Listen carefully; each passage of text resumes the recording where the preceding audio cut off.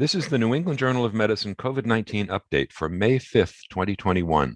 I'm Stephen Morrissey, managing editor of the journal, and I'm joined by Rubin, editor-in-chief, and Lindsey Baden, deputy editor. Today we're also joined by Dr. Zarir Udwadia. Zarir is a pulmonologist in Mumbai with a busy practice at the Hinduja hospital. He's also a prolific researcher. He's been particularly active in describing drug resistance in tuberculosis and advocating for its treatment together with HIV-TB co-infection. During the COVID-19 outbreak, he's been conducting clinical research, advising the Indian government, and caring for patients during the current massive surge in cases. Zarir, we're hoping to get your perspective on what's currently happening in India. But before we do, let's discuss some vaccine news. Today, we published a letter and an article to help us understand how well vaccines can protect against the B.1.351 variant that was first described in South Africa. What did we know going into this? Steve, as we've discussed in the past, the B.1.351 variant appears to be the most difficult of the current variants to be neutralized by serum induced by the current vaccines. And we've got some data from subgroup analysis of clinical trials that we've seen before. We saw that a subgroup of patients from South Africa in a multi-center trial of Ad26-CoV-2S, the Johnson & Johnson vaccine, appears to be reasonably well protected, while in a different trial, people who received ChAdOx1, the AstraZeneca vaccine, had little, if any, protection. It's clear that not all vaccines provide equivalent protection against this variant. It's a little difficult to generalize from this to other variants, but as of now, this is the one that's the most challenging that's also become widespread. And then what did we learn from the research letter about the real-world effectiveness of vaccines in the face of the spread of these viral variants? This letter describes what happened in Qatar, which began administering the BNT162b2 vaccine, the Pfizer vaccine, toward the end of December. And as of the end of March, had vaccinated hundreds of thousands of individuals already. This was occurring in the background of the introduction of two variant viral strains into the population. First, the B.1.1.7 variant, which had first been described in the UK, and then the B.1.351 variant. Both of these spread rapidly, and since March 7th, all sequenced strains have belonged to one of these two lineages. The researchers took advantage of what they have in Qatar, a centralized national database that contains all vaccine records and all the results of PCR tests for the virus, along with the reason that the test was administered. Although they didn't have sequencing information available for most infected individuals, they were able to use results of one of the PCR tests, which is positive for B.1.351, but negative for B.1.1.7, as a proxy for sequencing. Using these data, they estimated the vaccine effectiveness was almost 90% for B.1.1.7 and 75% for B.1.351 for those who received 2 doses of vaccine. Importantly, the vaccine was more than 97% effective at preventing severe or fatal disease caused by any viral strain. The other study looked at a vaccine that hasn't been approved yet. What do we know about NVX-CoV-2373? Steve, this vaccine is produced by the company Novavax. It's a protein vaccine. In general, there are 2 ways to make these sorts of vaccines. One is simply to inactivate the virus, usually with a chemical like formaldehyde. This results in a vaccine that contains all of the viral proteins, but depending on the inactivation method that's used, these might or might not preserve the appropriate antigenic structures. This is a strategy being taken by the Chinese CoronaVac vaccine, which is used in a number of countries. Novavax uses an alternative strategy.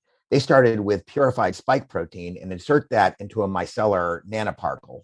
Both of these strategies are the basis for many of the older vaccines. In fact, most existing vaccines that are inactivated vaccines use one of these 2 strategies. I mean, I think, Eric, what we see here are examples of efficacy versus effectiveness.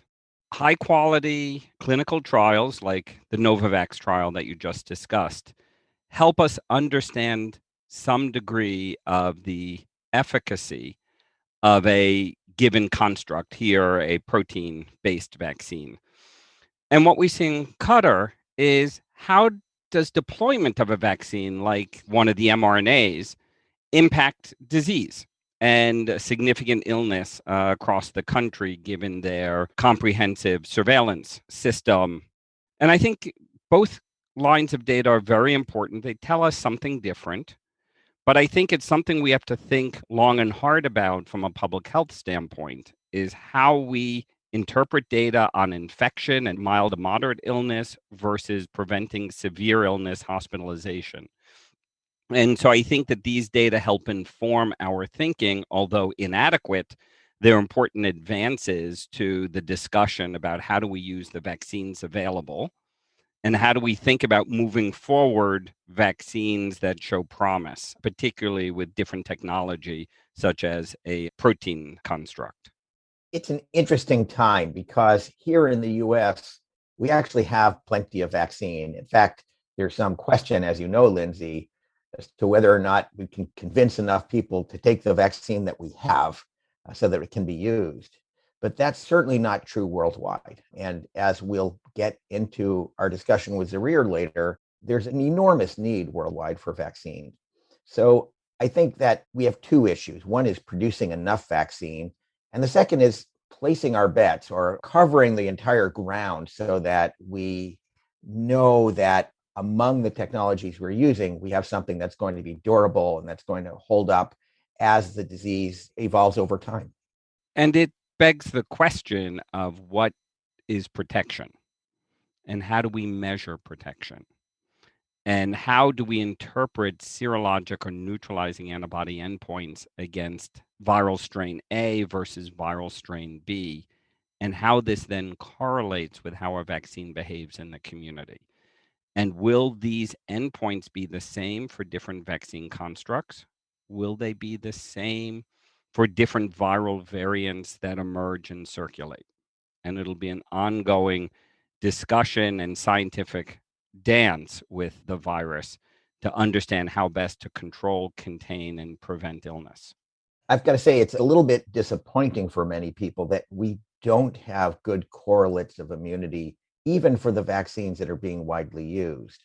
And so these kinds of studies that measure real world effectiveness are very important and, of course, much more convincing than in vitro studies looking at humoral immunity or even cell-mediated immunity. Do the vaccines work? We can tell perhaps retrospectively why they worked, but for now, this kind of information is critical. So getting back to the Novavax study, it was part of a phase 2 trial of the vaccine. What did we learn in that trial? This trial looked at the efficacy of the vaccine in South Africa. It's not the real world effectiveness kind of data that Lindsey and I were just discussing. This is within a trial. It was a modest sized trial. The investigators randomized two groups, each containing more than 2,000 individuals, to receive either the vaccine or placebo. And remember that this is about 10 times smaller than a phase 3 trial would be. Nevertheless, it's a good number of people. The participants in this trial were overwhelmingly Black Africans. They administered 2 doses of the vaccine and then measured the ability of that vaccine to protect against symptomatic COVID-19 starting a week after the second dose. And they limited their analysis to participants who were seronegative at baseline, which was the majority of participants, but there were many who had been previously infected and had evidence of antibodies to the spike protein. In a post hoc fashion, they also sequenced the virus that they recovered from patients who became infected to determine which viral variants were causing the infections. They also assessed safety, though the relatively small study meant that they could only detect the most common adverse events. With that limitation, the vaccine appeared to be fairly safe. It caused the usual complement of local and systemic reactions, the ones that generally resolve quickly, but there were no other marked safety signals. And the vaccine worked. It had an estimated efficacy of 50% in people who had no evidence of previous infection. Now, that number sounds low as compared to the others we've heard, but some of that might well be because of the variant that was circulating at the time. More than 90% of infections in both the vaccine and placebo groups were caused by B1351, the most divergent of the common viral variants, as we already mentioned. But of course, these are very early data. The Novavax vaccine is not yet approved and available anywhere, and we do not have phase 3 data for this vaccine yet. Nevertheless, it's encouraging that several different strategies do seem to be working at least moderately well to protect against this difficult variant. I think these data are much more informative than when the study was initially conceived. What I mean by that is the study was conceived months ago when the primary circulating strains were not these variants or 351. Therefore, the primary question was likely targeting how the vaccine works for what was then the more traditional circulating strain. What has occurred is while the study was being launched and conducted, this more pathogenic strain 351 emerged. And by accident, we're able to see the activity of this vaccine against a heterologous viral challenge, so to speak. And it shows some diminution of the activity of the vaccine. On the other hand, Eric, as you point out, against more serious illness, the immunity elicited by this construct seems very encouraging, giving us a lot to learn about what kind of immunity do we need to afford protection that we care about. This becomes very complicated for public health officials to incorporate these data and for us to strategize about which vaccines to go to scale most rapidly. But it gives us real world evidence about protection and protection for endpoints that we care about. And we now need to incorporate this into our planning as well as our planning for the next set of viral variants that may emerge as we're witnessing in other parts of the world. Lindsey, you bring up an important point that we have discussed before. What do you want your vaccine to do? There are two things you'd like it to do. For you as an individual, of course, you'd like to be protected against disease, particularly against severe disease. And if the vaccine turned COVID-19 into the common cold, that would be fine with you. From a public health standpoint, of course, we want to limit transmission. Now, most of what we've looked at is disease. That's the major endpoint of all these studies.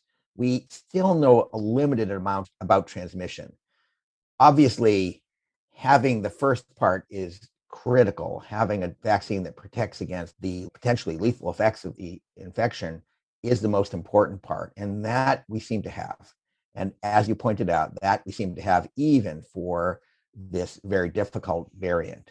Blocking transmission and having the public health effect of trying to wipe out the disease, however, we know less about. And it's likely that there still is some transmission from vaccinated individuals. We just don't know how much. I mean, I just want to remind everyone there are several coronaviruses that have caused the common cold for decades that we didn't care about. And if we're able to transform this coronavirus into that clinical phenotype, that would be a major victory. Obviously, we'd love to eradicate it, but if we turn it into the other routine coronaviruses that we're used to, that would not be such a terrible outcome. I think what's really important from these kinds of data from the Novavax study and Qatar are how do we understand which immune parameters inform us about what leads to the protection we care about. And we're used to doing preclinical models and deriving from them the perfect therapy that we then move forward. Here, we're doing real world field trials and then going backwards and understanding the mechanisms or correlates of protection. I think that we have to deal with the reality of this virus, but it's unusual for us to be working backwards in this way. I think it's important, and it's really important for us to be able to do all the bridging studies necessary in order to extend these vaccines to other populations that we can't do field trials in easily, such as children, pregnant women, or immunocompromised patients. And so that the data that we're able to derive from these more formal experiments will allow us to extend these vaccines to very important populations where we have limited data. So coming back to what's happening now, at this point, the most hard-hit area in the world is India. The case rates have risen dramatically, along with hospitalizations and deaths. And despite the fact that India has an enormous vaccine industry, the rollout of vaccines has been very slow. So, Zarir, what does the situation look like right now in Mumbai? The situation is grim, to say the least, in Mumbai and right across India. We reached a total of 20 million cases just today. I think this morning it was. And it's sad to see a country of 1.4 billion literally brought to its knees, gripped in the stranglehold of this virus. You know, as a TB researcher, I never imagined I would see in my lifetime an airborne pathogen more deadly than TB and MDR-TB. How wrong I was. The situation is beyond crisis point. As I said in a comment to the BBC a few days ago, beds in hospitals have been completely overwhelmed. That's one thing. But just the lack of oxygen, that very elixir of life, is just too horrific to even imagine. In across hospitals, across the country, deaths occur in ICUs because oxygen supplies are literally running out. I mean, who would think that death by asphyxiation can occur in a country with superpower pretensions? What do other patients do? They're forced to sit it out at home, and they can't get oxygen cylinders there. They're sold at exorbitant black market rates. An O2 concentrator is a luxury, bartered again at black market rates. And all in all, the situation is just horrific, incomprehensibly grim. Zarir, I'm curious about the situation in your hospital. Is this an uneven distribution of oxygen, or is this really affecting everybody equally?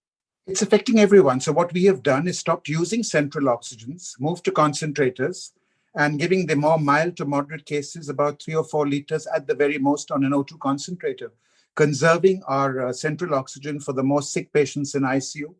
We have regular audits of oxygen consumption on a day-to-day basis. And late last night, I got a call saying that in one of the hospitals I worked at, we were 2 hours away from oxygen supply being terminated. Now, I've got a lady on ECMO in that hospital. I've got patients on 100% oxygen, high-flow oxygens. And it was appalling. I mean, you had to chase every contact you knew in a desperate attempt to just get oxygen to get you through one more day. So it is being rationed, but it is a desperate situation. Is it being rationed at the government level, the hospital level, the provider level? Is there a system that guides the rationing, or is it a free-for-all? It is a free-for-all, basically. Each hospital is desperately competing to get oxygen delivered to it by the government, by the municipal corporation. And that supply is very patchy because the central source is just not there. Singapore is actually sending tankers full of oxygen on special planes. I mean, who would thought that we'd need to import air? And it is sad, isn't it? Zarir, what do you think underlies the rapid increase in cases in India? Well, there are too many errors to catalog. But if I can be frank, I think first and foremost is complacency and lack of planning. By January 2021, this year, cases across the country were genuinely dropping to very manageable levels. We were seeing about 10,000 cases every day across the country, which is nothing. Now, instead of girding our collective loins at that stage, preparing for the second wave, which was almost certainly inevitable, wasn't it? The government sat back. We basked in global praise. We accepted credit for what, in my mind, was just the natural ebb and flow of the virus, or just good old-fashioned luck, if you want. Look, this was when we needed to be ensuring our oxygen plants increased their production, vaccine supply was ramped up, social distancing, masking messages were hammered home. Instead, what did we allow? We allowed massive election rallies in 5 huge states. Each one of these states is bigger than most EU countries, by the way. We allowed a huge confluence of 3.5 million pilgrims at a religious festival at Uttar Pradesh along the banks of the Ganges, the Kumbh Mela. And it's sad but true that in India, religious sentiments and nepotism and political machinations trump public health principles and just good old common sense. So complacency, lack of planning. And then, of course, we must talk of variants like you did at the start of this podcast. And there's little doubt in my mind, as a physician who spent the last 400 days battling this virus, that this wave seems to be caused by a completely different strain. Now, when I say seem to be caused, the sad truth is we just don't know. We are so behind, so backward. Our basic science community has let us down because we probably have done sequencing on less than 0.01% of all our strains across the country. So we just don't know whether this present wave is driven by the British variant, whether it's driven by the so-called double mutant or the B1.617 lineage. That is, has a double mutation E484Q and L452R. But what I can say as a clinician, and an observation I can make, is that this strain seems to be far, far more infectious. Why do I say that? If one person in a family has this time round, I can almost be certain that the whole family will get down with the virus. It is that much more noticeably infectious. And, with India's crowded houses and communities, this is a wildfire situation. I would also guess, and again, this is not stuff that Eric would get into the New England Journal of Medicine, but I would also guess that this does seem to be a more virulent strain. I'm seeing more sick people this time. I'm seeing the demand for ventilators skyrocketing. A ventilator bed, by the way, is just close to impossible to get anywhere in the country right now. And I also feel that it is affecting the young more. And I don't think that's just because the vaccine has been given to more old people, because we'll talk later about vaccines and the penetrance has been poor across the population. But I've had far more deaths in this second wave, tragically, in those in their 30s, in their 40s. So it does seem to be more infectious, it does seem to be more virulent, and it does seem to be affecting the younger more than the older in this second wave. But those are just clinical observations from a physician who's been looking at cases right from the start of this pandemic. Zarir, as a basic scientist who spent some time in India, I'm well aware of the very strong and huge basic science capacity in India. What happened here? Why aren't those strains being sequenced? I think projects are being set up, but you know how the UK has an ongoing daily surveillance system. That's the kind of thing you need as a second wave rolls out, surely. So the ICMR has set up a project, but it's looking at small pockets across the country. I've just got data on my desk from about 30 states, which says that fortunately, for example, the South African variant is almost not seen at all. 0 to 1.5% was the prevalence, the highest in Kerala. And that's fortunate because the Chadox1 vaccine, which is the main vaccine in this country, is not effective, as we know, against that strain. But we have very patchy surveillance from across states in the country. We don't have any nationwide sequencing project. And surely that is the scientific need of the hour. So why has the introduction of vaccines been so slow in India? That is another sorry saga, and it makes my blood boil. It's a scandal all of its own. So look, we basked in our vaccine superpower status, and we just did not get our basic math correct.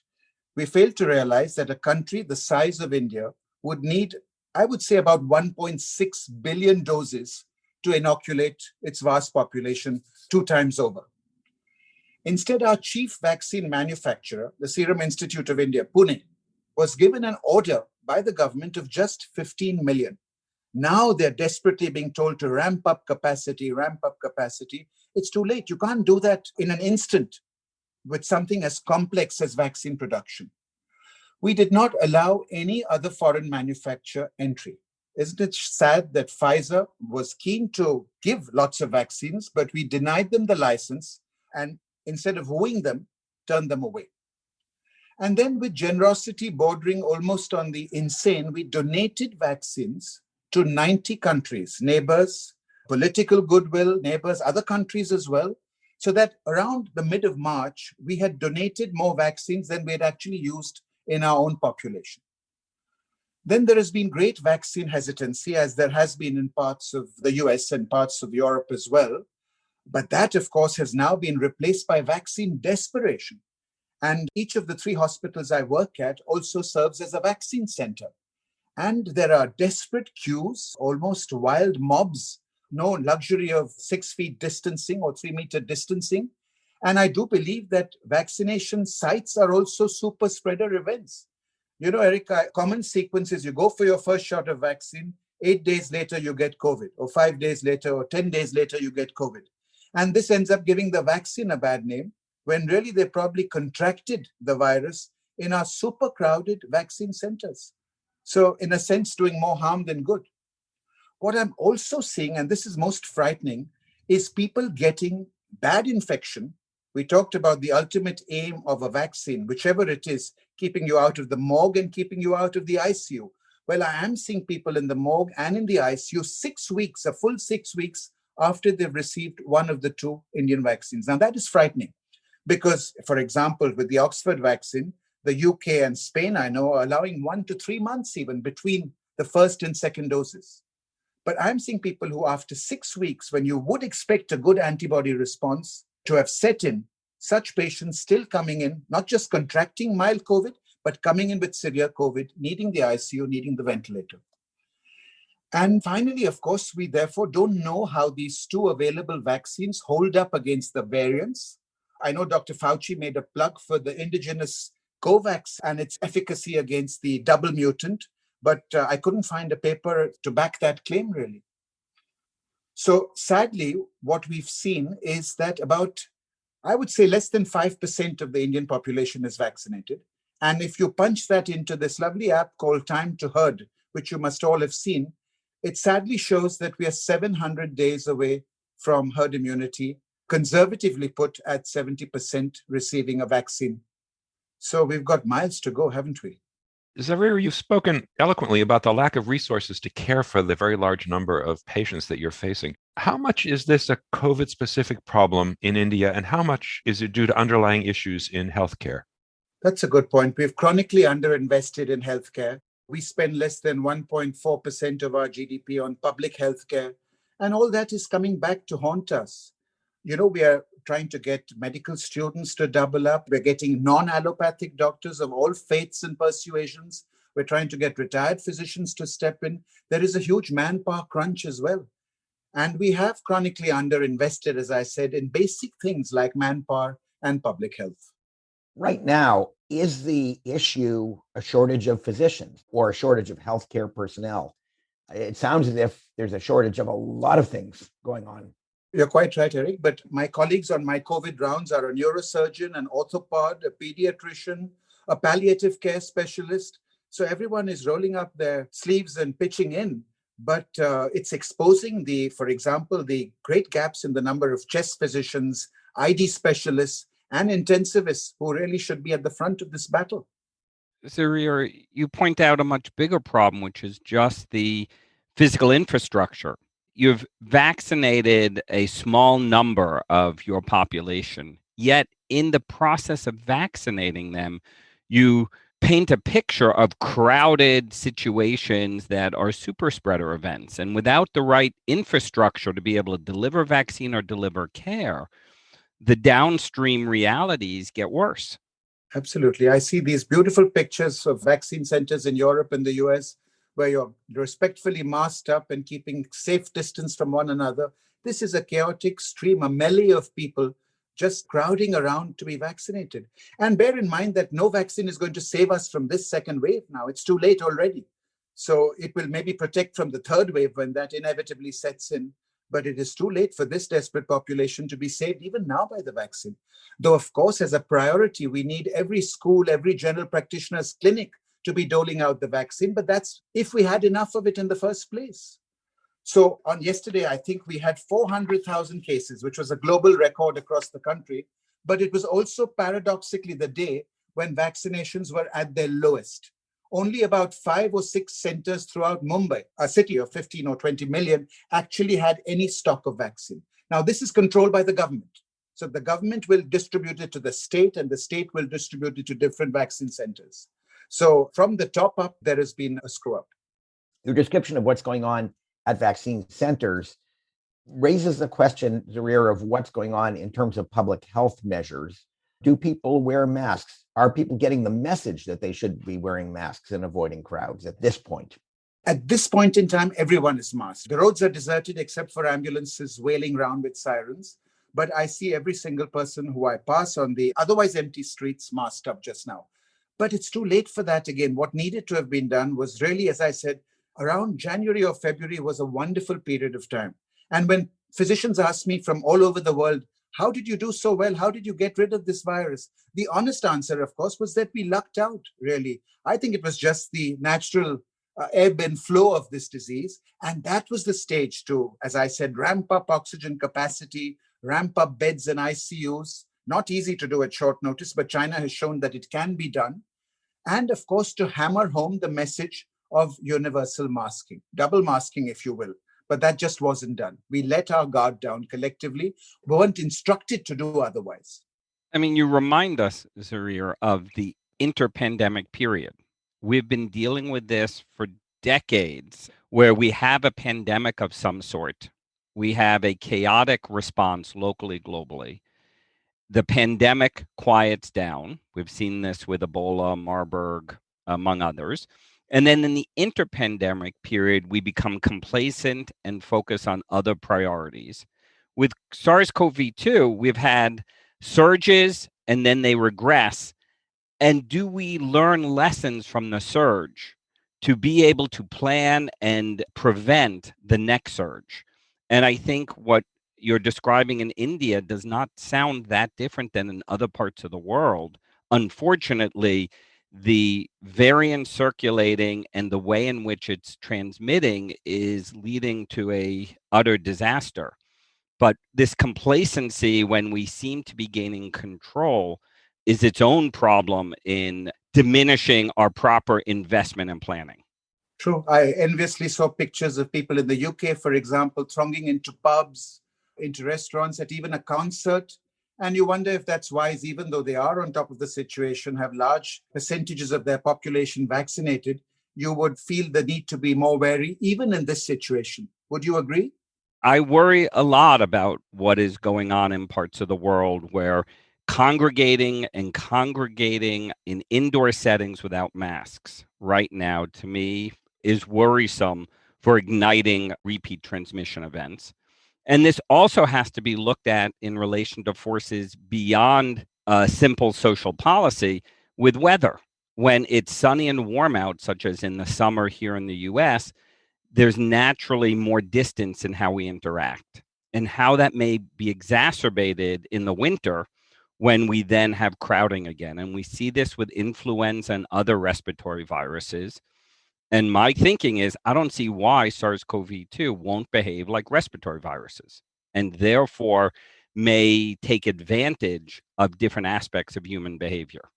Yes, you talked of indoor overcrowding, and remember that 50% of Mumbai's vast population lives in slums or tenements, poorly ventilated, not uncommon to have 8 or 9 people sharing a room. And you can understand how a virus would thrive in a situation like that and explain the large numbers of cases we're encountering. You've already mentioned, Zarir, that you're seeing a lot of family transmission, and these are conditions that should really lend themselves to that. Zarir, you've outlined a number of the domestic issues that are facing India right now. What can the international community do to help? That's a hard one for me to answer as a physician, but yes, we do need oxygen concentrators, ventilators, all urgently. But think of it, this is a drop in the ocean, isn't it? To distribute them across a country the size and scale of India, it's going to have a limited impact at this stage, according to me. The US is sitting on a pile of unused Astra-Oxford vaccines, which I don't think they plan to use. Clearly, some die of too little, some of too much. And perhaps I may be bold enough to say that these unused vaccines could be donated to countries like India. Many of them were manufactured here and then sent across. And that would be a big step forward, having access to, say, 50 million vaccines in a hurry, which our own plants are not capable of doing at short notice. I also heard that the US and the Biden administration was blocking supplies, or not blocking, but had not released supplies of some essential vaccine components. At least that's what the Serum Institute of India claimed. And this also was contributing to slowing down vaccine production. Perhaps they might take note of that and release these. And then the vaccines are protected by strict patent laws under the TRIPS agreement, as you all know. India and South Africa have pleaded at the WTO for a waiver of these patents, so manufacturing could be ramped up by multiple providers. Now, I don't know if we have the know-how to use reverse engineer vaccination like this. We certainly did for HIV drugs. Cipla, for example, was an Indian pharma company which took HIV drugs cheaply and off patent across the world. But perhaps on a broader scale, this would be another measure which might just help. But this grim wave that we find ourselves in the midst of, we're just going to have to fight off literally one-to-one, because anything coming is going to be too late. I echo that. I'm afraid that depressing news is absolutely correct. We could get vaccines in tomorrow and they wouldn't have any effect at all on what's going on today. They wouldn't have an effect for months. Having said that, though, as you said, India has an enormous capacity to produce vaccines and drugs, perhaps the largest in the world. And it does seem like there's a missed opportunity here. I will say that, as you suggested, It's more than simply patents, though. There's the technology to make vaccines is also important, especially given the fact that some of the newer vaccines use technologies that are not currently employed for other vaccines. And so the effort to get vaccines made in India would require not only the intellectual property issues, but it would require help. And it'd be very nice to see that going on, even if it didn't make a difference today. So transfer of technology and scientific know-how. You're quite right, Eric. Zarir, getting back to Lindsey's point earlier, where a chaotic response is followed by complacency and the opportunity for yet another chaotic response when we have a resurgence. What should India and all of us learn from this? What could make a difference to the next outbreak or the next wave? What should we be doing?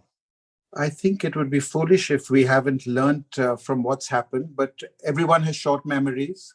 One looks back to happier times and forgets how badly you've been battered. But I think really masking, for example, in the foreseeable future should just become a part of life, is what I would say. And using the window of opportunity that a natural wave and ebb produces to shore up capacity and to really be ready for the next wave when it does come is what we all need to be doing. Thank you very much, Zarir, for joining us today. And thank you, as always, Eric and Lindsey.